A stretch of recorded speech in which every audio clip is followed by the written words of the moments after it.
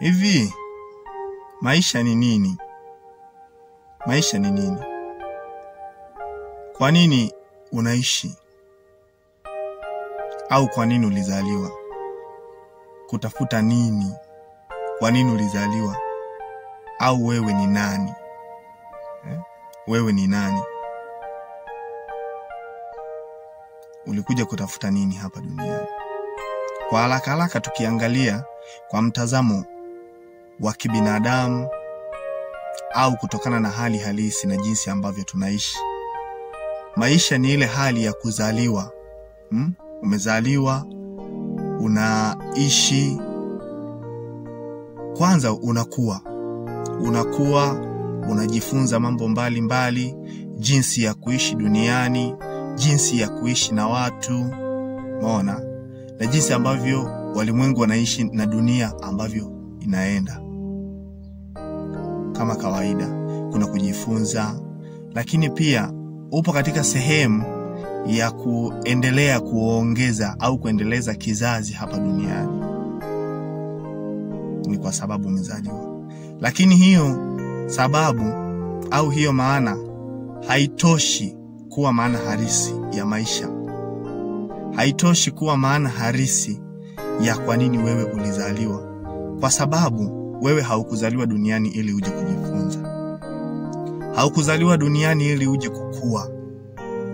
Haukuzaliwa tu duniani eti uje kuongeza namba ya binadamu hapa duniani. Hapana. Huo ni uongo. Hiyo maana haionyeshi kuwa kwamba wewe ni nani. Hiyo maana haionyeshi kuwa kwamba wewe ulitoka wapi. Haionyeshi kuwa kwamba wewe umekuja kufanya nini hapa duniani. Lakini mimi naweza kusema kuwa au kwa mujibu wa maandiko matakatifu, maisha ni nafasi ya kumtumikia Mungu. Maisha ni nafasi ya kumtumikia Mungu, ni chance ya kumtumikia Mungu. Nje na chance au nafasi ya kumtumikia Mungu, maisha ni sehemu ya kumjua Mungu. Kumjua Mungu na kulitimiza kusudi. Kulitimiza kusudi, na maisha sio kuishi tu, bali ni kuyatimiza mapenzi ya Mungu. Umeona? Hiyo ndo inaleta maana halisi ya maisha. Kwa sababu inaonyesha kuwa kwamba wewe umekuja duniani kwa sababu maalum. Kuna aliyekuleta, haujaja tu hivi yani ukazaliwa. Hapana. Inaonyesha kabisa kuwa kwamba kama maisha ni nafasi ya kumtumikia Mungu, basi tunajua aliyekuleta ni nani. Mungu ndiye amekuleta. Na kama maisha ni kumjua Mungu na kumtumikia au na kuyatimiza mapenzi ya Mungu au kulitimiza kusudi, tunajua moja kwa moja kwamba aliyekuleta ni Mungu na amekuleta kwa kusudi gani. Moja ni kumtumikia, kumjua na kuyafanya yaliyo mapenzi yake. Kwa sababu yeye ndiye aliyekuleta na kwa sababu yeye ndiye aliyekuumba. Umeona? Kiukweli ukiyafuatilia maisha kwa kawaida, na hapa nazungumzia upande wa wanaoamini juu ya uwepo wa Mungu na kwa wasio amini juu ya uwepo wa Mungu. Kikawaida kabisa, maisha hayana thamani yoyote ile. Kama hauna Mungu, hayana thamani yoyote ile. Yaani kuishi kwako wewe hakuna maana kwenye hii dunia. Unaishi ili iweje? Unaishi ili iweje? Au unaishi ili ufanye nini hapa duniani? Au ndio umekuja kujaza tu ulimwengu? Mimi siamini kama wewe umezaliwa ili uje tu uzulule au usome au uzae na kuzaa na wewe na wengine, alafu baadaye ufe tu. Hapana. Mungu alikuumba wewe. Mungu aliniumba mimi. Aliniumba kwa makusudi yake.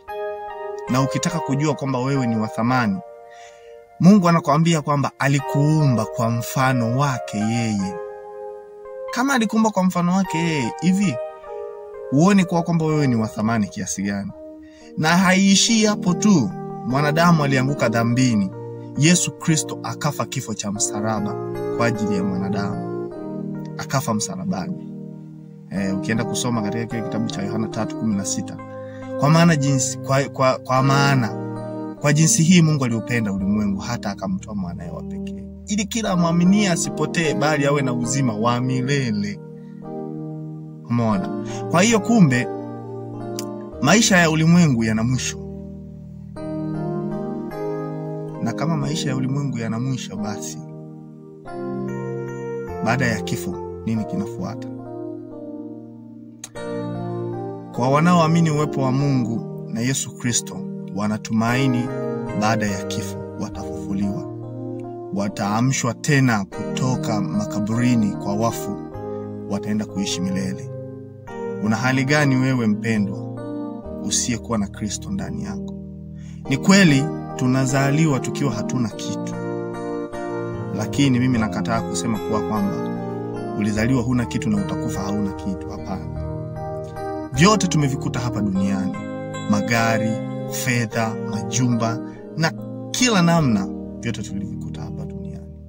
Lakini kitu pekee ambacho utakufa na kuondoka nacho ni Yesu Kristo pekee. Ni lile tumaini ulilonalo moyoni mwako ndio utakaloondoka nalo. Na hiyo ndo thamani ya maisha yako inapopatikana. Thamani ya maisha yako inapatikana kwa yule aliyekuleta. Thamani ya maisha yako inapatikana kwa yule anayeyapigania maisha yako. Umeona? Tunaona hapa duniani kuna matajiri, kuna watu wenye fedha, wenye vyeo na mambo mbalimbali. Lakini cha kusikitisha, katika kitabu cha Mhubiri anasema kwamba hao wote, masikini, tajiri, msomi, kwa wajinga, kwa werevu na hata mnyama wa kondeni, eti mwisho wao wote ni mauti. Kuna faida gani sasa katika kuishi? Kuna faida gani katika kuishi kama wote eti mwisho ni kufa? Nikupendekezee, hapa duniani tunaishi maisha mafupi sana, lakini kuna tumaini la maisha ya milele linalokuja mbele yetu. Siku hizi inasikitisha sana kuona vijana ndo wanakufa sana kuliko hata wazee. Neno la Mungu linatuambia mkumbuke Muumba wako siku za ujana wako. Ni heri kuibeba nira yako katika ujana wako kabla hazijaja siku zilizo mbaya utakaposema mimi sina furaha katika hiyo. Mimi nilizani kuwa kwamba katika kuishi miaka mingi duniani eti ndo kuna furaha. Nilisikitika siku nilipokuwa nimeenda kumtembelea mama yangu, mzaa babu yangu kizaa mama. Yule mama kwa sasa ana miaka yapata kama 100 na hapo. Alishapofuka macho, hasikii vizuri, kumbukumbu zenyewe zilishaanza kuyeyuka kichwani. Umeona? Alinikalisha akaanza kuongea. Tena alianza kulia akasema anatamani heri afe. Anatamani afe. Umeona? Anatamani afe. Lakini nikawaza, nikasema kwamba sasa mimi ambaye natamani kuishi miaka mingi duniani, na kama huyu mtu ndo ana miaka hii yote lakini bado imeonekana kama vile ni kufuru. Kumbe kuna kipindi kizuri na kitamu cha maisha. Ni kama unapokuwa unakula pipi. Pipi kishaisha, kinabaki kile kijiti. Kile kijiti hakina utamu wowote ule. Hakina utamu wowote ule. Nikajaribu kuhusianisha na yale maneno ya mama yangu. Kiukweli inaumiza na inasikitisha. Kama kuna kijana, nimeshuhudia vijana wenzangu ambao wamekufa katika umri mdogo. Wengine walipata ajali kwenye mabodaboda, wengine walikufa kwa magonjwa. Naamini kuna baadhi yao wakipewa nafasi waongelee kuhusu vifo vyao, kuna wengine wangeliweza kusema kwamba wameishi umri mdogo sana katika ulimwengu. Lakini kila jambo lina kusudi lake chini ya jua. Hakuna cha kusema kwamba huyu amekufa eti bado mapema. Hakuna mtu anayewahi kufa na wala hakuna mtu anayechelewa kufa. Kila jambo lipo kwa wakati wake. Salama ya mwanadamu ni mikononi mwa Yesu Kristo. Bila Yesu maisha hayana thamani yoyote ile. Mwisho wa maisha utakufa. Ukifa hauna tumaini, moto wa milele unakusubiri. Waliolala katika tumaini wanayo nafasi ya kurithi ufalme wa mbinguni. Nikupendekezee mpendo, mchague Yesu. Kwa maana yeye alishinda mauti, alishinda kifo, na kwa kupitia yeye sisi tunahesabiwa haki, na kwa kupitia haki yake sisi tutaishi na hata milele zote. Bwana ni mwema na aendelee kuwa mwema, na akubariki sana katika jina la Yesu Kristo. Amen.